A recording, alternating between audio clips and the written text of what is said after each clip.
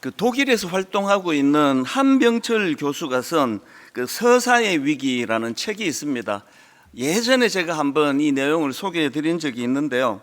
이 여기 나와 있는 그 서사의 위기 할 때 이 서사는 그 자신만의 고유한 생각과 경험, 그리고 또 그 경험과 생각이 만들어내는 개인의 인생 이야기, 이걸 그 서사라는 단어로 그렇게 설명을 하고 있습니다. 지금 이 책에서 저자가 오늘 우리 시대를 강하게 비판하는 게 뭐냐 하면은, 이런 자신만의 이야기는 다 사라지고 그 대신에 이 반짝하고 사라지는 뉴스, 또 정보, 이런 것들이 넘쳐나는 세상이 되었다, 이런 내용을 다루는데요. 이 책 맨 앞에 나오는 역자 서문 몇 군데를 제가 읽어드리겠습니다.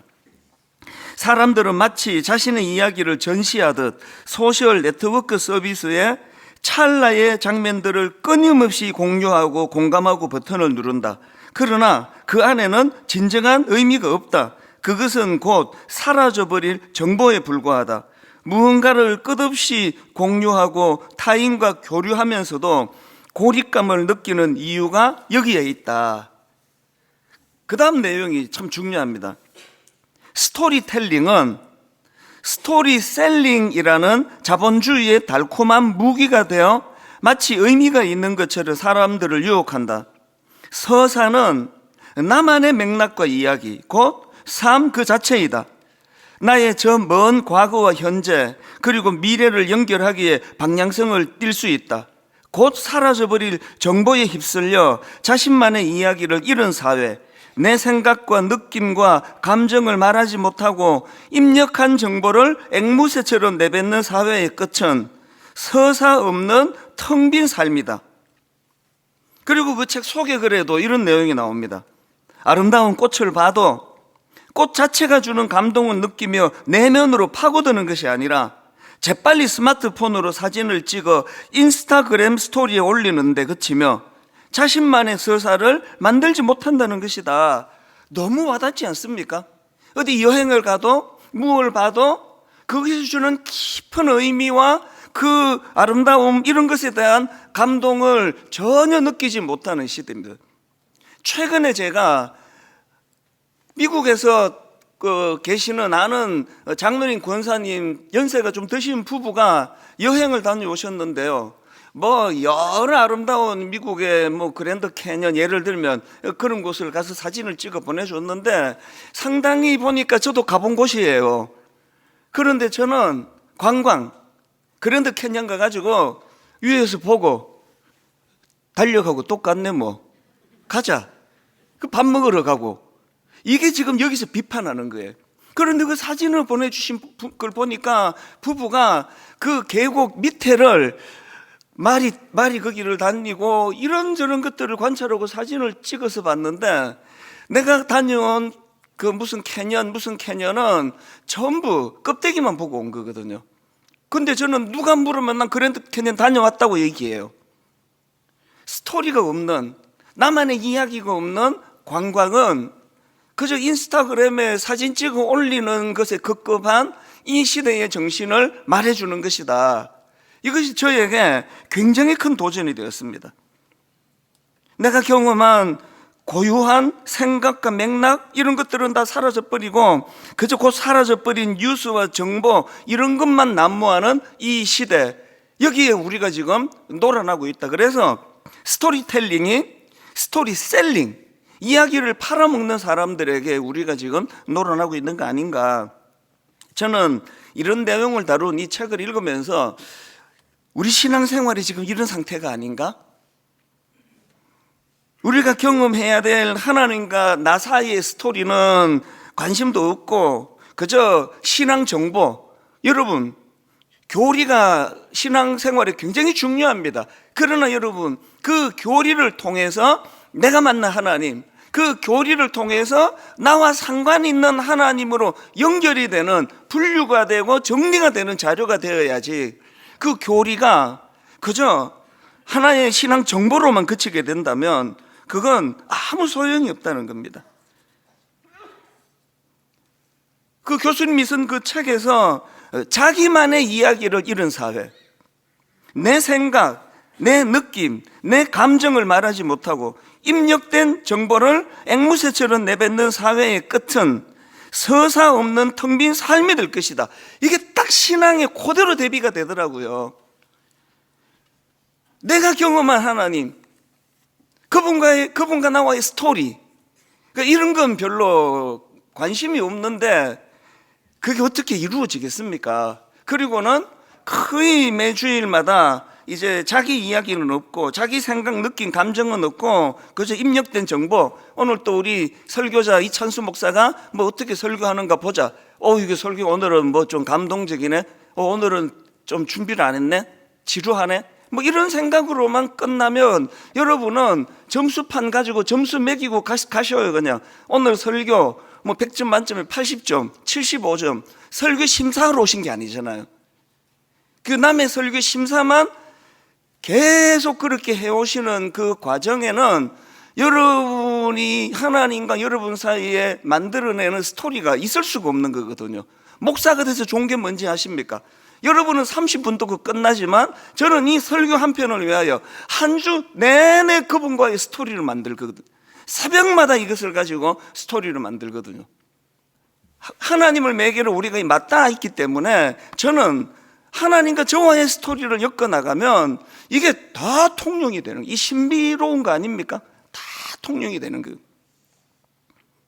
아가스라고 하는 이게 술람미 여인과 솔로몬의 사랑 이야기를 이게 한편으로는 타락 이전의 부부간의 사랑의 모습이다.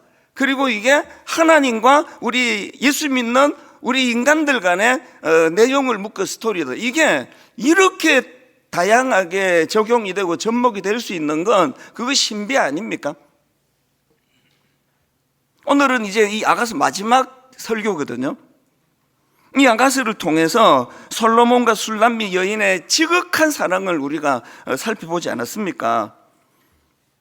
그런데 제가 주목하는 것은요, 이 사랑 이야기의 맨 마지막 구절을 장식하는 오늘 본문입니다. 아가스 8장 14절입니다. 내 사랑하는 자야, 너는 빨리 달리라. 향기로운 산 위에 있는 노루와도 같고 어린 사슴과도 같아라. 세 번역입니다. 세 번역으로는 이게 남자가 한 말인지 여자가 한 말인지 합창으로 한 말인지 다 구분을 지어주고 있는데 이게 술람미 여인이 한 말이네요. 세 번역으로 보십시오. 이미여, 노루처럼 빨리 오세요. 향내 그윽한 이 산의 어린 사슴처럼 빨리 오세요. 그리고 아가스가 끝나요. 아니 보통의 무슨 소설이나 동화 이런 것들은 책을 좀 팔려고 하면은 어떻게 해야 됩니까? 마무리가? 그래서 그들은 행복하게 잘 살았습니다. 이래야 이게 책이 좀 팔리지. 무슨 사랑 이야기 이렇게 끝납니까? 이미여, 노루처럼 빨리 오세요. 향내 그윽한 이 산의 어린 사슴처럼 빨리 오세요. 끝. 이 아가스 다예요. 여기에 굉장히 중요한 의미가 담겨져 있는 겁니다. 아가스는요, 그들은 그래서 행복하게 잘 살았습니다 이렇게 결말을 짓지 않고 어서 오세요, 빨리 오세요, 빨리 오세요. 그래서 제가 오늘 사실 설교 제목을 맨 처음에 빨리 오세요라고 잡았습니다. 빨리 오세요.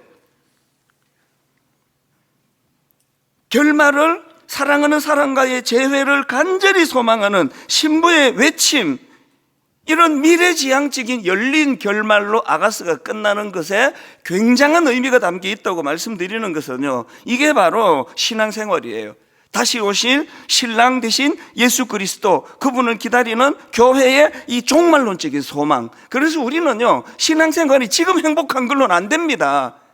예수 믿어서 내가 복 받았네, 예수 믿어서 행복해졌네, 예수 믿어서 내가 우울증이 사라졌네, 지금 행복한 것으로 끝내면 안 됩니다. 과거와 현재에 어우르는 이 행복이 그렇게 결론 지어지면 안 되고 반드시 미래를 향한 소망으로 연결되는 거, 이게 아가스예요.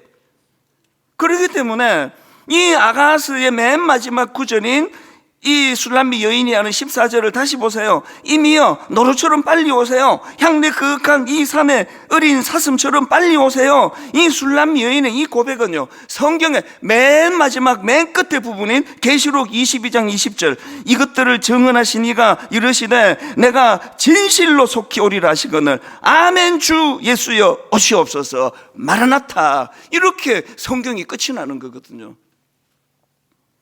이런 관점으로 본다면요, 신앙생활은 현재가 아니에요. 신앙생활은 기다리는 거예요. 신앙생활은 기다림입니다. 그래서 예수 잘 믿으면 기다림의 의미를 알게 됩니다. 오늘 이 시대가 예수 믿기 진짜 어렵습니다. 못 기다리는 시대. 무슨 숏폼 한 10초 15초 이걸로 너무나 길들여, 이제 뭐 청소년만이 아니에요. 모든 이 시대 사람들은 이 전두엽, 이 학자들이 다 하는 얘기 아닙니까? 전두엽이 지금 변형이 일어나가지고 이제 영화관에 가서 영화 보는 게, 너무 재밌는 영화를 2시간 보는 게 힘든 시대예요. 극장 안 가요. 그래서 이제 그 TV로 영화를 보면서 와 정말 재밌다 그러고 한 15분 보고 저녁에 봐야지, 또 한 15분 보고 내일 아침에 봐야지, 영화 한 편도 끝까지 못 보는 시대예요. 그러니까 신앙생활이 이 기다림이라는 거, 기다리기가 어려운 시대, 이게 지금 뭘 말하는 거겠습니까? 그래서 여러분, 내 신앙이 얼마나 성숙해졌나, 이거를 점검하는 중요한 잣대, 이 기다림의 문제가 내게 소화되고 있나, 정리되고 있나, 이거거든요. 여러분, 기다린다 할 때 전제가 뭐죠? 열쇠는 누가 쥐고 있습니까? 기다리는 사람입니까? 기다리는 사람의 인내가 끝날 때 기다림이 끝납니까? 기다리는 사람의 환경이 나쁘면 기다림이 빨리 사라집니까? 아니잖아요. 기다림의 열쇠는 상대방이 쥐고 있어요. 내가 뭐 얼어 죽든지 말든지 그 사람의 스케줄대로 결국은 1시간 반 뒤에 나타나는 거거든요. 우리가 오실 메시아를 기다릴 힘, 이것을 우리가 항상 기억을 해야 되는데, 저는 아가서를 총 정리하면서 기다림이 중요하다는 걸 말씀드리면서, 두 번째로요, 이 기다림의 힘은 어디서 나오느냐? 그분과의 과거에부터 쌓아온 추억의 힘이에요. 추억의 힘. 누가 기다립니까? 그 과거에 경험했던 그 만남의 축복과 추억의 힘이에요. 우리가 아가서를 살펴봤지만 술람미 여인이 얼마나 많은 사랑의 추억을 갖고 있습니까? 단순한 정보가 아니에요. 삶으로 가슴 벅찬 추억을 경험하는. 그래서 여러분, 사랑은 말이지 첫째, 둘째, 셋째 책으로 나와 있는 이런 걸 잘하는 사람들은 절대 몰라요. 사랑은 그렇게 자꾸 분석하고 이러는 게 아니고, 사랑은 경험하는 거예요. 뭐 일자 무식이라 하더라, 무식군이라 하더라도 사랑은 경험하는 거예요. 경험하니까 가슴이 뛰더라. 사랑은 기다려주는 것이더라. 이게 전부 이론만 갖고 혹시 이야기하고 있는 건 아닙니까? 성경 읽는 건 너무 중요한데요, 이게 자꾸 이론만 쌓는 거면 그래도 읽으세요. 그래도 읽어야 되지만 그것만으로는 곤란합니다. 성경은 이론을 쌓는 게 아니거든요. 지금 아가서를 통해서 술람미 여인이 경험하고 있는 그 아름다운 추억, 여러분 몇 구절만 인용해 드리자면, 자, 아가서 2장 10절, 나의 사랑하는 자가 내게 말하여 이르기를 나의 사랑 내 어여쁜 자야, 일어나서 함께 가자. 겨울도 지나고 비도 그쳤고 지면에는 꽃이 피고 새가 노래할 때가 이르렀는데 비둘기의 소리가 우리 땅에 들리는구나. 평범한 시골 아가씨에 불과했던 눈에 띌 것이라고는 하나도 없는 자기를 찾아와 이런 놀라운 사랑을 고백하고 동행을 요청했던 그 아름다운 그분, 그 추억이 있는 거죠. 내가 어떻게 그분을 내가 잊을 수가 있겠느냐. 아가서 3장 1절 2절, 내가 밤에 침상에서 마음으로 사랑하는 자를 찾았노라. 찾아도 찾아내지 못하였노라. 이에 내가 일어나서 성 안을 돌아다니며 마음에 사랑하는 자를 거리에서나 큰 길에서나 찾으리라고 찾으나 만나지 못하였노라. 그 영혼의 어두운 밤이라고 제가 설교했잖아요. 눈물로 신랑을 찾아 헤매는 그 절절했던, 가슴 뜨거웠던, 내가 사랑으로 병들었노라. 그 뜨거웠던 그날 밤을 추억으로 기억하고 있는 거거든요. 아가서 4장 7절, 나의 사랑 너는 어여쁘고 아무 흠이 없구나.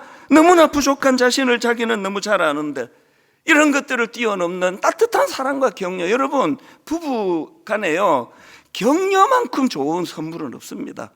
돈으로 해결하려고 그러지 마세요. 돈 안 듭니다. 격려만큼. 입에 발린 말.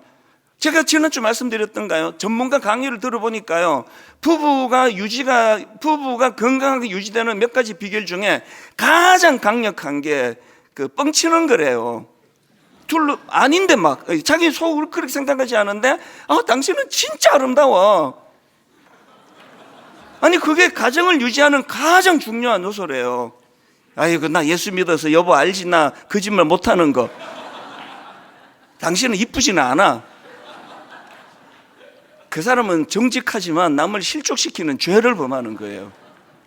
우리가 하나님 앞에서 이 격려만큼, 그래서 이 아가스에서의 이 술람미 여인, 나의 사랑 너는 어여쁘고 아무 흠이 없구나, 부족한 자기를 향한 이런 따뜻한 격려를 잊을 수가 없는 거예요. 그래서 여러분, 우리 특세 첫날 제가 말씀드렸잖아요. 아가스 1장 5절, 예루살렘 딸들아 내가 비록 검으나 아름다우니, 예루살렘 딸들아 내가 비록 검으나 아름다우니, 계달에 검은 장막 같을지라도 솔로몬의 휘장과도 같구나. 이 여인이 갖고 있는 그 가슴 뜨거운 사랑이 기다리게 만드는 거거든요. 우리도 마찬가지 아닙니까?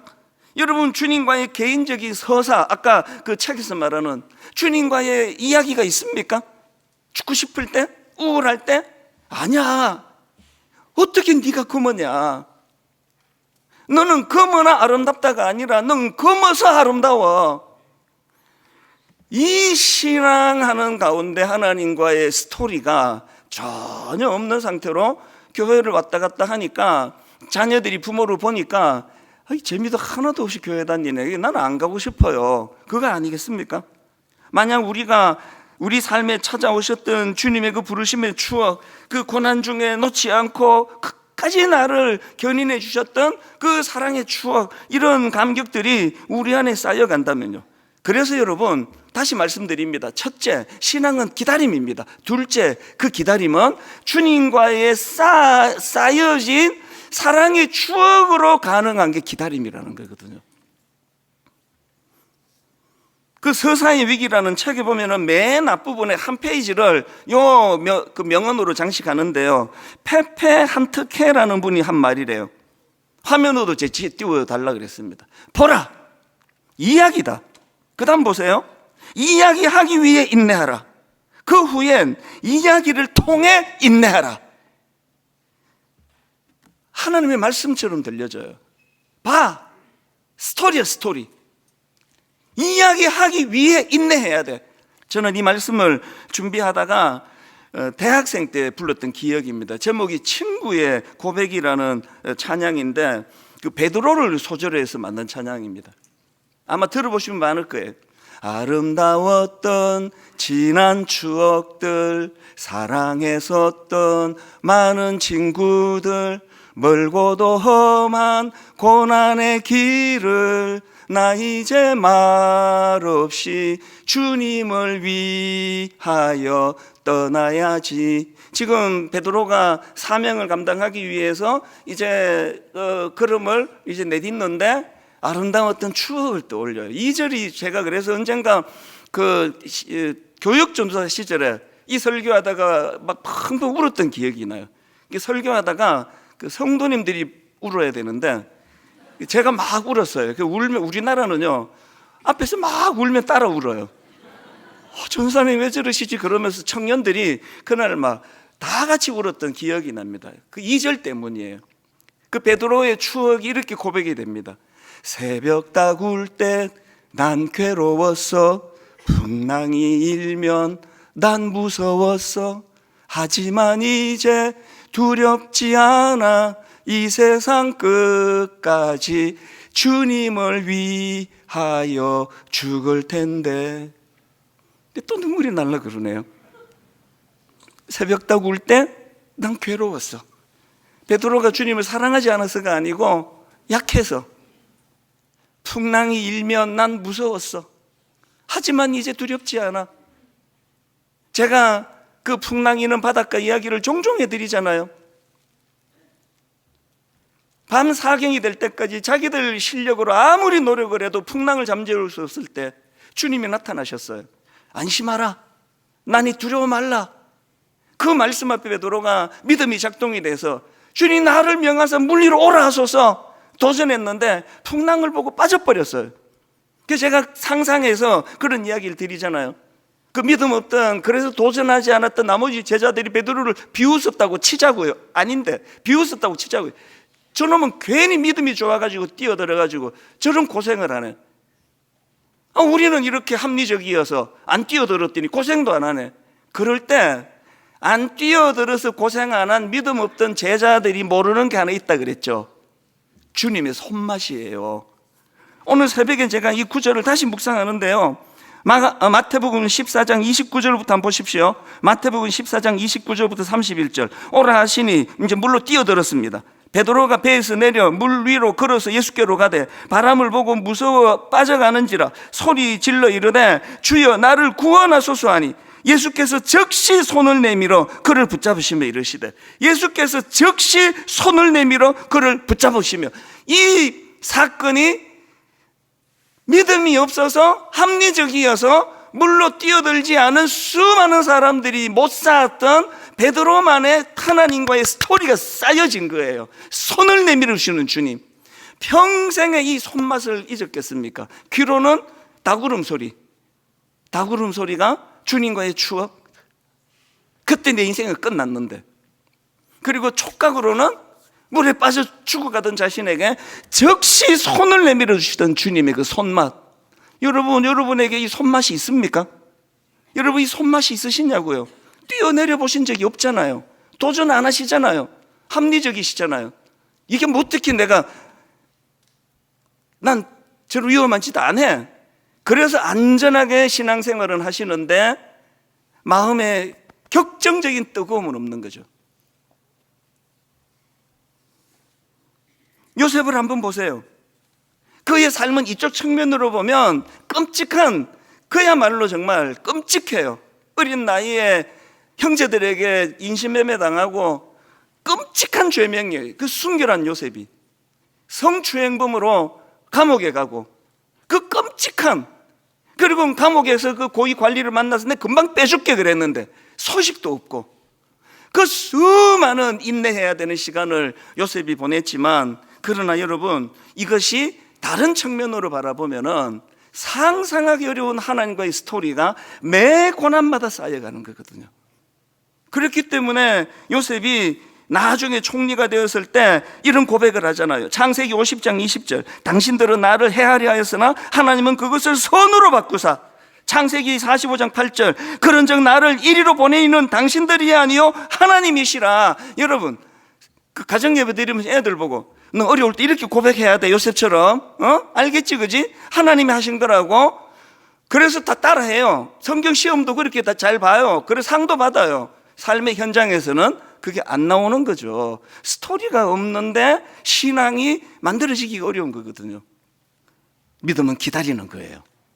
그리고 그 기다림은 주님과의 추억이 쌓여가는 것으로 가능해지는 겁니다. 결론을 제가 한 말씀만 더 드리고 맺기를 원하는데요, 최근에 장신대 배희숙 교수님 설교를 제가 듣다가 제가 마음이 뭉클하고 막 울컥해지고 그런 경험이 있는데요, 그날 본문이 마태복음 20장에 나오는 품꾼 비유였습니다. 여러분 잘 아시죠? 자, 마태복음 20장 1절부터 3절. 천국은 마치 품꾼을 얻어 포도원에 들여보내려고 이른 아침에 나간 집주인과 같으니 그가 하루 한 데나리온씩 품꾼들과 약속하여 포도원에 들여보내고 또 제3시에 나가보니 장터에 놀고 서 있는 사람들이 또 있는지라. 그들에게 이르되 너희도 포도원에 들어가라. 내가 너희에게 상당하게 주리라 하니 그들이 가고. 지금 고용시장의 배경이에요. 고용시장에서 어떤 일자리 보이는 사람은 아침 9시에 바로 스카웃이 돼서 갔어요. 그리고 또 좀 있다가 이제 정오 12시에 또 이제 스카웃 돼서 갔어요. 그리고 3차 오후 3시 또 거기서 또 이제 쓸만한 사람을 마무리로 있다 뽑아서 갔어요. 그리고 마지막 말이 안 됩니다. 6시에 지금 이 사업이 일이 끝나는데 5시에 가서 또 데리고 갔어요. 그런 내용이에요. 그리고는 1시간 일한 사람에게 하루 품삯인 한 데나리온을 줬어요. 그리고 아침 9시부터 땡볕에 일한 사람도 한 데나리온을 줬어요. 이걸 가지고 이제 풀어나가는데요. 제가 어느 대목에서 마음이 훅 이렇게 무너졌냐 하면은 지금 상당히 독특한 모습들이 지금 있거든요. 이게 세상하고 다른 하나님 나라의 원리예요. 지금 1시간 남았는데 사람 구하러 안 가요. 임금비 아까워서 그렇게 안 해? 아니면 계약을 다시 해야죠. 근데 1시간이니까 8분의 1밖에 못 준다. 괜찮겠는데 그게 아니에요. 하루 품삯을 줘요. 그리고 또 특이한 게 6절을 보세요. 마태복음 20장 6절. 제11시에도 나가보니 서 있는 사람들이 또 있는지라 이르되 너희는 어찌하여 종일토록 놀고 여기 서 있느냐. 이르되 우리를 품꾼으로 쓰는 이가 없음이니이다. 우리를 품꾼으로 쓰는 이가 없음이니이다. 이르되 너희도 포도원에 들어가라 하니라. 여기서 굉장히 독특한 게 뭐냐면 이 사람은 포기를 하지 않는다는 거예요. 9시에 갔는데 나는 쓸모가 없구나, 부르지를 않는구나. 12시에도 3시에도 근데 포기를 안 해요. 기다림이에요. 끝까지 기다렸어요. 끝까지 기다렸더니 1시간 일한 이 사람에게 하루 품삯을 줬어요. 여기서 얻는 메시지가 뭐죠? 기다린 것도 일이라는 거예요. 여러분, 기다린 것도 일이라는 겁니다. 끝까지 포기하지 않고 기다린 게 그게 일이래요. 오늘 저와 여러분들 중에는 살아가다가 보면은 일이 잘 풀릴 때가 있으면 9시 막 불러요. 너 일 잘하겠다고 막. 그래서 기분 좋게 일을 해요. 어떨 땐 정체가 돼요. 일이 안 풀려요. 안 불러가요. 많은 고뇌에 빠집니다. 난 정말 쓸데없는 인간이구나. 나 같은 걸 누가 써주겠냐고. 그럼에도 불구하고 포기하지 않고 끝까지 그 현장을 기다리고 있었을 때 하나님께서, 하나님 나라의 원칙은 기다리는 것도 일이었다. 너 땡볕 아래에서 1시간 일했지만 8시간 일한 그 사람하고 같은 결과가 나타났다. 이걸 우리에게 보여주신다고 한다면 결론을 이렇게 맺습니다. 여러분, 힘드시잖아요. 오래 기도하고 있는데 여전히 안 풀리시잖아요. 많은 청년들이 그런 얘기를 해요. 내 인생은 정체되는 것 같다고. 내 친구들은 저렇게 달려가는데 나는 경력이 지금 단절된 것 같다고. 아닙니다. 집에 가서 전해주세요. 그 오랜 기다림이 그게 일이에요. 포기하지 않는 그게 일이에요.